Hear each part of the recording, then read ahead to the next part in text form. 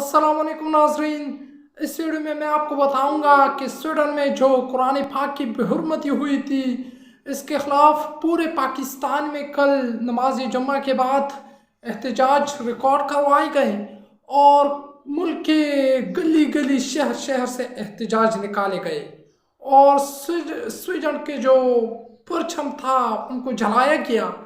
और हमने स्वीडन को ये बताया कि अगर आप कुरान की बेहुरमती करोगे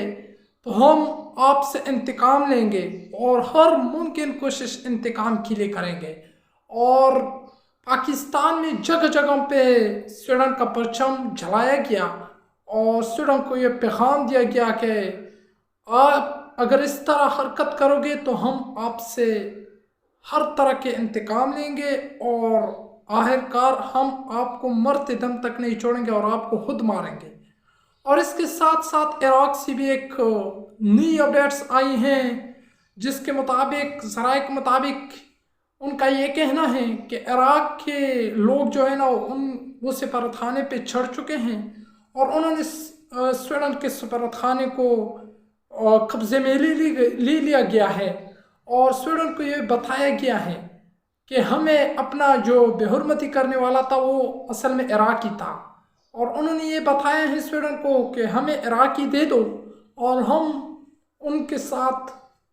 फिर कानून के मुताबिक कार्रवाई करेंगे और उनको जहन्नम वासिल कर देंगे, क्योंकि उन्होंने जो काम किया है वो इंतहाई बहुत बुरा काम है और हम उनसे निपट लेंगे। तो नाजरीन,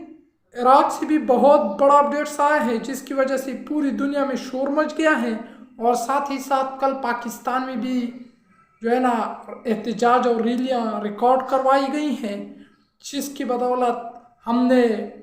काफिर मुल्कों को ये बताया है कि हम इस्लाम को मानते हैं और हमारा मज़हब इस्लाम है और हम इस्लाम के लिए हर मुमकिन कोशिश करेंगे और इस्लाम के लिए अपनी जान माल सब कुछ कुर्बान कर देंगे। तो नाजरीन, मैंने आपको बता दी कि पाकिस्तान भी इसके खिलाफ उठ गया है और साथ ही साथ और मुस्लिम ममालिक भी।